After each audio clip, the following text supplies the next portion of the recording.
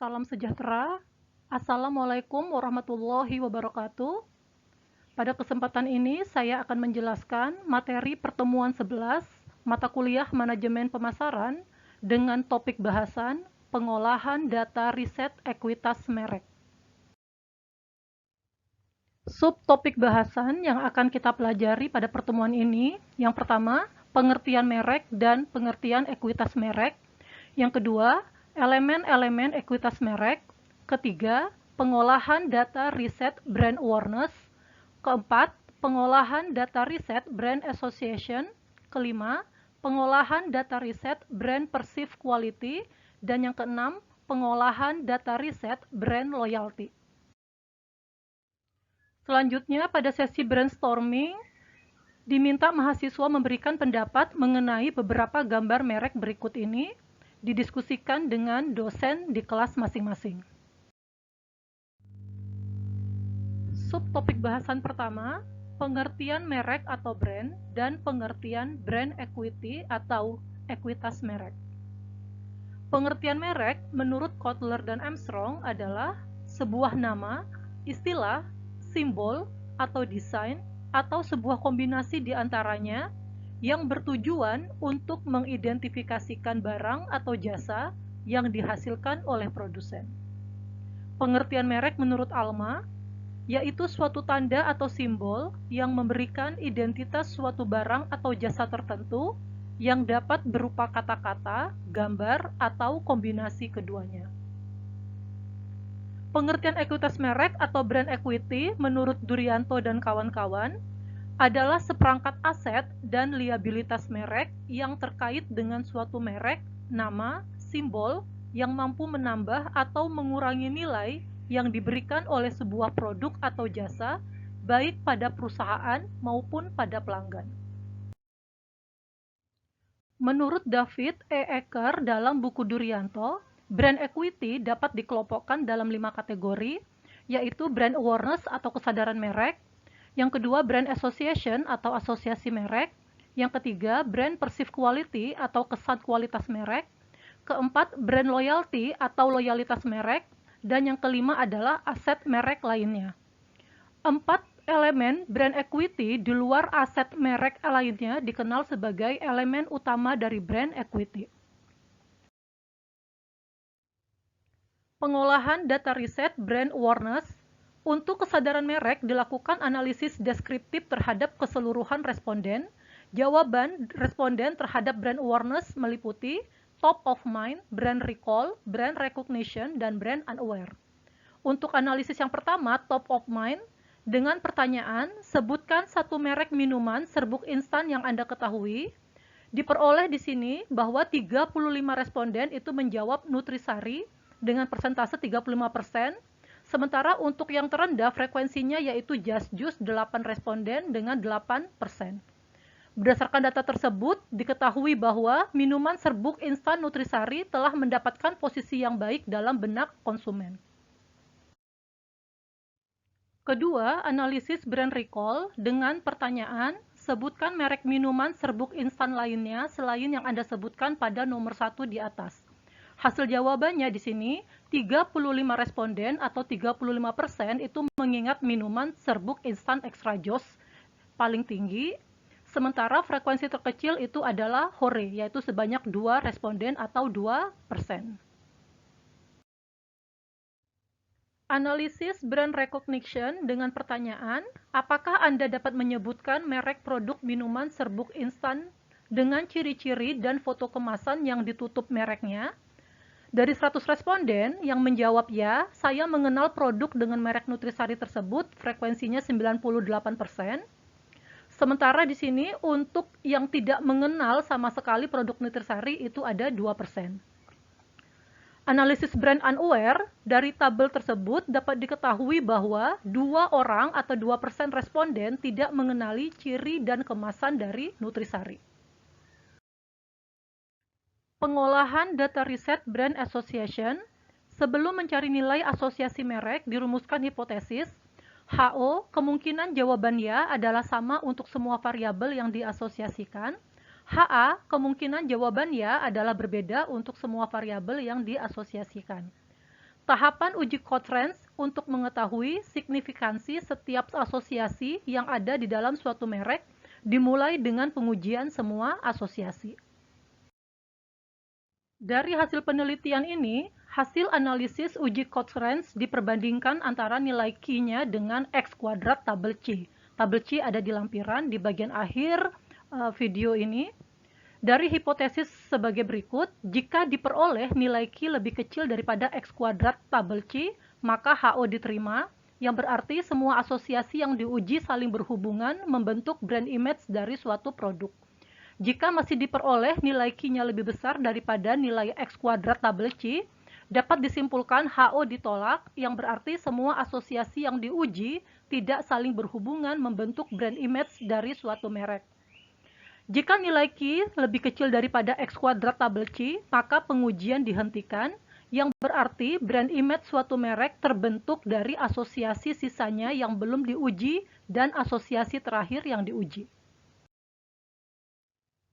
Setelah dilakukan penyebaran kuesioner dengan pilihan jawaban ya dan tidak, dari 100 responden didapatkan data yang menjawab terkait 7 asosiasi yang diuji terkait produk Nutrisari.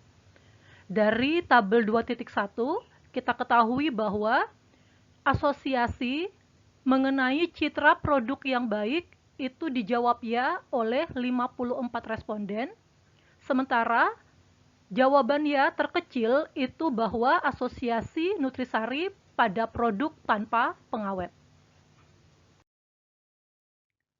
Data jawaban responden seluruhnya diinput ke dalam tabel. Untuk responden pertama, ini menjawab ya untuk asosiasi 1, 2, 3, 5, 6, 7. Asosiasi 4, ia menjawab tidak. Jadi sini kita input angka 0. Yang kita hitung adalah total ya-nya ada 6, selanjutnya kita kuadratkan. Sampai dengan responden ke 100, sama caranya seperti itu. Jadi setelah kita totalkan ya-nya, di sini ada 6, kita kuadratkan hasilnya 36. Selanjutnya kita hitung jumlahnya. Jumlah ya tiap baris dan jumlah ya tiap kolomnya. Setelah itu, kuadrat jumlah dari jawaban ya per kolom ini kita totalkan, diperoleh hasilnya 12.489. Kita input ke rumus, Q sama dengan 7 dikali 7 kurang 1 dikali 12.489 dikurang 7 kurang 1 dikali 279 kuadrat dibagi 7 kali 279 kurang 1471. Hasil Q-nya adalah 119,278. Selanjutnya dengan derajat bebas, C kurang 1, 7 kurang 1 sama dengan 6, dengan alfa 5%, kita lihat di tabel CIS X kuadrat tabel, jadi di sini ada hasilnya 12,592. Jadi Q 119,278 lebih besar dari X kuadrat tabel, yaitu 12,592. Maka di sini HO ditolak, yang berarti semua asosiasi yang diuji belum berhubungan membentuk brand image di benak konsumen. Karena pada uji tahap pertama HO masih ditolak, kita lakukan ke uji tahap kedua dengan menghilangkan perolehan jawaban ya terkecil, yaitu pada produk tanpa pengawet. Di sini ada pada asosiasi yang keempat. Jadi di sini kita eliminasi jawaban yang ada di asosiasi keempat dari jawaban responden 1 sampai 100. Selanjutnya data yang masih ada kita totalkan. Jadi total ya untuk responden 1 itu ada 6. Sementara sampai dengan responden ke 100, di sini dia total ya-nya 5. Sama seperti tadi dikuadratkan, baru kita hitung jumlah dari kuadrat kolomnya. Hasilnya adalah 12.369. Kita input ke rumus Cochrane test, diperoleh nilai Q-nya 48,852. Kita bandingkan dengan tabel C derajat bebas 5 alfa 5%, yaitu 11,070. Jadi diperoleh bahwa nilai Q 48,852 itu masih lebih besar dibandingkan nilai X kuadrat tabel 11,070. Jadi di sini HO ditolak, yang berarti keenam asosiasi yang diuji belum berhubungan membentuk brand image di benak konsumen. Pada uji tahap kedua, HO ditolak, jadi kita masih melanjutkan ke uji tahap ketiga dengan menghilangkan perolehan jawaban yang terkecil ya selanjutnya, yaitu mudah mendapatkan di toko. Ini merupakan asosiasi yang ketiga. Jadi di sini kita hilangkan asosiasi yang ketiga. Tadi yang asosiasi keempat juga sudah dihilangkan pada uji tahap kedua. Kita hitung ulang lagi jawaban ya untuk responden pertama. Di sini total ya-nya ada 5, kita kuadratkan menjadi 25. Total ya untuk responden ke 100 di sini ada 4, kita kuadratkan menjadi 16. Kita jumlahkan jawaban dari total ya. Di sini ada 238. Kuadrat total ya ada 1078. Selanjutnya jumlah dari masing-masing kolom asosiasi ini kita kuadratkan, kita jumlahkan, hasilnya adalah 11.468. Angka-angka ini kita input ke rumus Q, tapi di sini nilai C-nya sudah menjadi 5 karena hanya ada 5 asosiasi. Kita peroleh nilai Q-nya adalah 24,857. Derajat bebasnya di sini C-nya tadi 5, C-nya 5, kita kurang 1 menjadi 4. Jadi kita lihat di X kuadrat tabel atau tabel C, dengan alfa 5%, derajat bebas 4, itu kita peroleh nilai X kuadrat tabelnya 9,488. Kita bandingkan lagi nilai Q dengan nilai X kuadrat tabel. Q sama dengan 24,857, ini masih lebih besar dari X kuadrat tabel 9,488. Jadi di sini HO ditolak, yang berarti kelima asosiasi yang diuji belum berhubungan membentuk brand image dari merek Nutrisari. Berikutnya kita lakukan uji tahap 4 dengan memperoleh jawaban ya terkecil ketiga, yaitu manisnya pas. Tadi uji tahap 2 produk tanpa pengawet sudah kita hilangkan, yaitu asosiasi keempat. Mudah mendapatkan di toko, ini adalah asosiasi ketiga, sudah kita hilangkan tadi pada uji tahap ketiga. Selanjutnya uji tahap keempat, nilai ya terkecil itu berada pada manisnya pas pada asosiasi ke-7. Jadi data ini kita hilangkan. Masih ada 4 asosiasi, asosiasi pertama, kedua, 5, dan 6. Jawaban responden 1, jawabannya kita jumlahkan, di sini hasilnya 4, selanjutnya kita kuadratkan sampai dengan responden ke 100, total ya-nya ada 4, kita kuadratkan. Jumlah kuadrat dari masing-masing kolom ini kita jumlahkan, hasilnya adalah 10.024.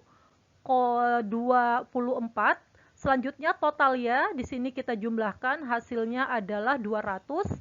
Kuadrat total ya, jumlahnya adalah 756. Angka-angka ini kita input ke rumus Q, kita peroleh di sini hasilnya 6,545. Derajat bebas di sini tinggal 4 asosiasi, jadi 4 dikurang 1, 3. Kita lihat di tabel 5% atau 0,05,3, hasilnya adalah 7,815. Kita bandingkan nilai Q itu adalah 6,545, ini lebih kecil dari nilai X kuadrat tabel 7,815. Maka di sini HO diterima, yang berarti keempat asosiasi yang diuji berhubungan membentuk brand image dari merek Nutrisari. Berdasarkan perhitungan uji Cochrane, maka dapat disimpulkan dasar pengambilan keputusan pembelian oleh konsumen terhadap produk merek Nutrisari ditentukan oleh produk mengandung vitamin C, memiliki rasa jeruk yang segar, citra produk yang baik, serta tidak pahit di tenggorokan. Pengolahan data riset brand perceived quality dilakukan dengan langkah-langkah. Yang pertama, menentukan skala nilai pengukuran dan artinya yang disesuaikan dengan konteks atribut yang diukur. Kedua, dalam kuesioner, responden diminta untuk memberikan penilaian terhadap atribut minuman Nutrisari dalam kuesioner kesan kualitas. Ketiga, pengumpulan data dilakukan pada mereka yang memiliki pengalaman mengkonsumsi minuman serbuk instan Nutrisari. Alat analisa yang digunakan yaitu rata-rata, standar deviasi, rentang skala pengukuran, dan diagram performance importance. Yang kelima, membuat diagram Cartesius terhadap hasil kalkulasi jawaban performance dan importance dari responden dengan skala pengukuran untuk importance dan performance-nya. Tabel hasil pengolahan data brand Perceived Quality untuk pertanyaan mengenai keterjangkauan tingkat harga nutrisari pada skala importance, seberapa penting tingkat harga nutrisari yang terjangkau menurut Anda? Responden menjawab sangat tidak penting ada 7 orang, tidak penting 20 orang, penting 39 orang, yang menjawab sangat penting 34 orang. Selanjutnya dengan skala Likert tadi 1, 2, 3, 4 kita kalikan, diperoleh di sini jumlahnya, frekuensi dikali X adalah 300. Selanjutnya angka ini kita bagi, 300 dibagi jumlah responden yaitu 100, jadi hasilnya adalah 3, sementara standar deviasinya adalah 0,910. Untuk skala performance dengan pertanyaan, apakah tingkat harga nutrisari yang ada di masyarakat terjangkau menurut Anda? Responden menjawab sangat tidak memuaskan 5, tidak memuaskan 12, memuaskan 50, sangat memuaskan ada 33. Kita kalikan dengan skala performance-nya. Selanjutnya kita peroleh hasil frekuensi dikali dari X yaitu di sini 311. Rata-ratanya 311 dibagi banyak responden yaitu jadi 3,11. Tabel 3.2 ini hasil pengolahan dari data brand Perceived Quality Nutrisari pada pertanyaan kedua. Pertanyaan merek nutrisari yang diajukan mengenai tingkat kealamian rasa. Dengan pertanyaan pada skala importance, seberapa penting kealamian rasa produk nutrisari menurut Anda? Di sini dengan rata-rata 300 dibagi 100 itu hasilnya 3, standar deviasinya 0,644. Untuk skala performance, pertanyaannya, bagaimana kealamian rasa produk nutrisari menurut Anda?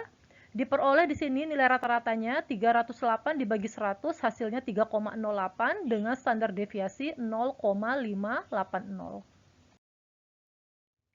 Untuk pertanyaan mengenai kandungan gizi selain vitamin C, pada skala importance, seberapa penting kandungan gizi selain vitamin C dalam produk nutrisari bagi Anda? Diperoleh nilai frekuensi dikali X-nya 230, kita bagi 100, diperoleh nilai rata-ratanya adalah 2,30 dengan standar deviasi 0,659. Untuk performance dengan pertanyaan, bagaimana proporsi kandungan gizi selain vitamin C dalam produk nutrisari bagi Anda? Yang menjawab sangat tidak memuaskan ada 3, tidak memuaskan 64, memuaskan 28, sangat memuaskan 5 orang. Selanjutnya kita totalkan jumlah frekuensi dikali X, kita bagi 100, jadi nilai rata-ratanya adalah 2,35 dengan standar deviasi 0,626. Pada pertanyaan mengenai desain kemasan dari nutrisari, seberapa penting menurut Anda desain kemasan dalam produk nutrisari? Diperoleh di sini yang menjawab penting itu ada 58 dan yang menjawab sangat penting 27. Nilai dari frekuensi kita kalikan X, di sini kita totalkan hasilnya 307, jadi diperoleh rata-rata adalah 3,07 dengan standar deviasi 0,756. Untuk skala performance, dengan pertanyaan bagaimana desain kemasan produk nutrisari menurut Anda? Yang menjawab memuaskan 47, yang menjawab sangat memuaskan ada 34. Frekuensi kita kalikan dengan X, dapat totalnya di sini 312, kita bagi dengan banyak responden, yang diperoleh nilai rata-ratanya adalah 3,12 dengan standar deviasi 0,747. Dari pertanyaan mengenai kualitas mutu dari nutrisari, pada skala importance-nya, seberapa penting kualitas mutu produk nutrisari menurut Anda? Yang menjawab penting ada 41, yang menjawab sangat penting ada 37 orang. Total dari frekuensi dikali X-nya adalah 308, diperoleh nilai rata-ratanya 3,08 dengan standar deviasi 0,895. Untuk skala performance, bagaimana kualitas mutu produk nutrisari yang Anda konsumsi selama ini menurut Anda? Yang menjawab memuaskan ada 47 responden, sangat memuaskan 35 responden. Selanjutnya, frekuensi kita kalikan dengan X dengan total 314, kita bagi dengan 100, nilai rata-ratanya adalah 3,14 dengan standar deviasi 0,779. Berikut ini tabel rangkuman hasil perhitungan performance dan importance nutrisari. Untuk atribut harga, performance-nya 3,11, sementara importance-nya 3,00. Tingkat kealamian rasa, performance-nya 3,08, importance-nya 3,00. Kandungan zat gizi selain vitamin C, performance 2,35, importance-nya 2,30. Desain kemasan, performance 2,54, importance-nya 3,07. Mutu, performance-nya 3,14 dan importance-nya 3,08. Setelah kita rata-ratakan diperoleh bahwa performance dari produk Nutrisari adalah 2,84, sementara importance dari merek Nutrisari itu 2,89. Untuk perceived quality tentang indikator harga, tingkat kealamian, kandungan gizi selain vitamin C dan mutu sudah dinilai antara baik hingga baik sekali. Hal ini menunjukkan perceived quality harapan responden pada minuman Nutrisari telah melebihi tingkat kepentingan atributnya. Untuk desain kemasan, pada serbuk instan Nutrisari dinilai jelek. Hal ini membuktikan bahwa perceived quality responden terhadap desain kemasan Nutrisari belum memenuhi tingkat kepentingan atribut kepuasan konsumen. Untuk perceived quality secara keseluruhan menunjukkan bahwa merek minuman serbuk instan Nutrisari secara rata-rata telah memiliki performance lebih rendah daripada importance. Pengolahan data riset brand loyalty. Brand loyalty merupakan ukuran dari kesetiaan konsumen terhadap suatu merek. Pengukurannya dibagi menjadi 5 bagian: analisis switcher, habitual buyer, satisfied buyer, liking the brand, dan committed buyer. Selanjutnya, jawaban netral dalam skala Likert dihilangkan, maka di sini klasifikasi dari tiap-tiap rentang skala menjadi 1 sampai 1,75 sangat jelek, 1,75 sampai 2,5 itu jelek, 2,5 sampai 3,25 baik, 3,25 sampai 4 itu sangat baik. Pertanyaan 1 untuk analisis switcher. Seberapa seringkah Anda berpindah merek minuman karena faktor harga? Di sini ada pilihan 4 jawaban untuk responden jawab. 1 tidak pernah, 2 jarang, 3 sering, 4 selalu. Tabel 41, dari hasil jawaban responden, di sini kita bisa peroleh hasil analisis switchernya. Yang menjawab jawaban tidak pernah itu ada 5 responden. Yang menjawab jarang 59 responden. Yang menjawab sering 33 responden, yang menjawab selalu 3 responden. Rata-ratanya di sini 234 dibagi 100 hasilnya 2,34. Sementara untuk nilai switchernya sendiri 33 ini kita tambahkan dengan 3, hasilnya 36 dikali 100 dikali 100%. Hasilnya adalah 36%. Standar deviasinya 0,623. Pertanyaan kedua, untuk analisis habitual buyer, apakah Anda sependapat bahwa Anda membeli minuman serbuk instan Nutrisari hanya karena kebiasaan? Ada 4 pilihan jawaban yang bisa dijawab responden. Yang pertama, sangat tidak setuju, 2 tidak setuju, 3 setuju, 4 sangat setuju. Dari hasil analisis habitual buyer pada tabel 4.2 diperoleh jawaban 5 responden menjawab sangat tidak setuju, 40 responden menjawab tidak setuju, 50 responden menjawab setuju, dan 5 responden menjawab sangat setuju. Nilai rata-rata di sini 255 dibagi 100 hasilnya 2,55. Sementara untuk habitual buyer-nya setuju ada 50, kita jumlahkan dengan yang menjawab sangat setuju. Jadi di sini 50 tambah 5, 55 dibagi 100 dikali 100% hasilnya 55,55%. Standar deviasinya adalah 0,672. Pertanyaan ketiga, untuk analisis satisfied buyer, apakah Anda merasa puas dalam menggunakan minuman serbuk instan merek Nutrisari dalam kehidupan Anda sehari-hari? Responden bisa menjawab dengan pilihan sangat tidak puas 1, tidak puas 2, puas 3, dan sangat puas 4. Tabel 43 hasil analisis satisfied buyer. Responden menjawab sangat tidak puas ada 2 orang, yang menjawab tidak puas 5 orang, yang menjawab puas 80 orang, dan yang menjawab sangat puas 13 orang. Rata-ratanya 304 dibagi 100, yaitu 3,04. Sementara nilai satisfy buyer-nya itu adalah yang menjawab puas dan menjawab sangat puas dijumlahkan 80 tambah 13, 93. Kita bagikan dengan jumlah responden 100, kita kalikan 100%, diperoleh hasilnya 93%. Standar deviasinya itu 0,511. Pertanyaan keempat, untuk analisis liking the brand, apakah Anda benar-benar menyukai minuman serbuk instan merek Nutrisari? Responden bisa menjawab dengan memilih 1. Sangat tidak suka, 2. Tidak suka, 3. Suka, 4. Sangat suka. Jawaban yang menjawab sangat tidak suka ada 4 responden, tidak suka 10 responden, suka 66 responden, sangat suka 20 responden. Rata-ratanya di sini 302 dibagi 100 yaitu 302.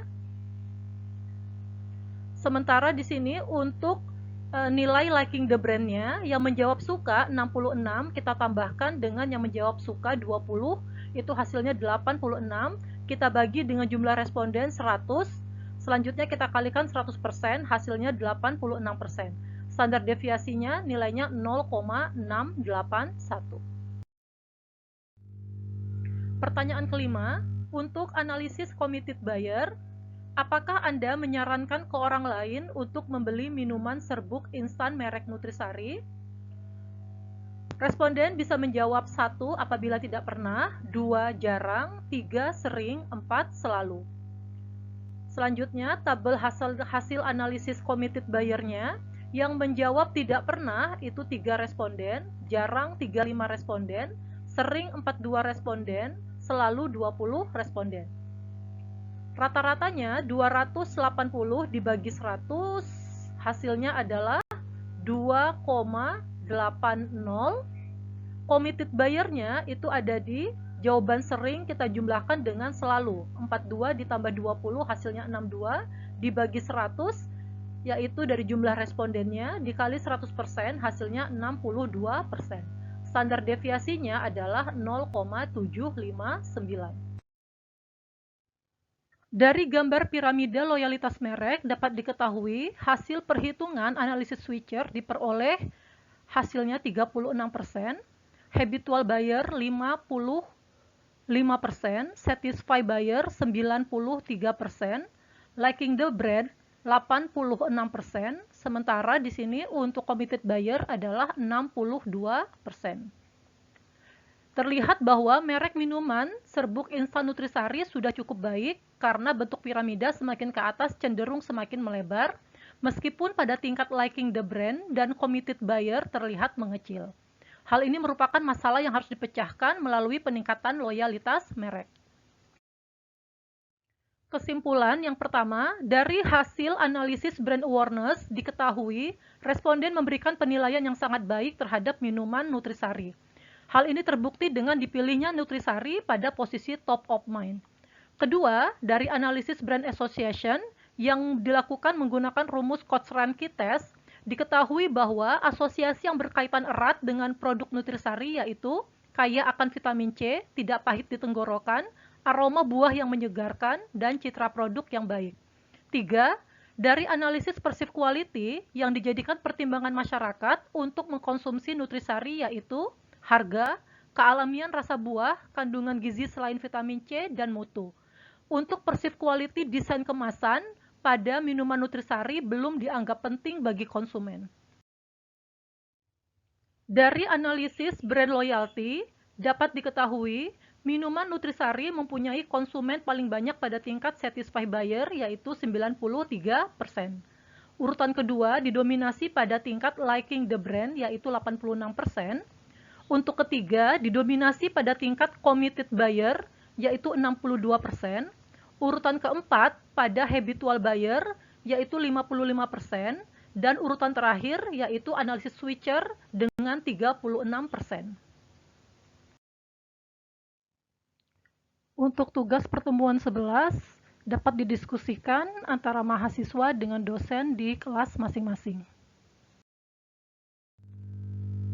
Cara untuk menentukan nilai C kuadrat atau X kuadrat tabel untuk analisis brand association pada derajat bebas 7 kurang 1 sama dengan 6, dan alfa 5%, ini kita bisa lihat 6 di sini, dan alfa 5%.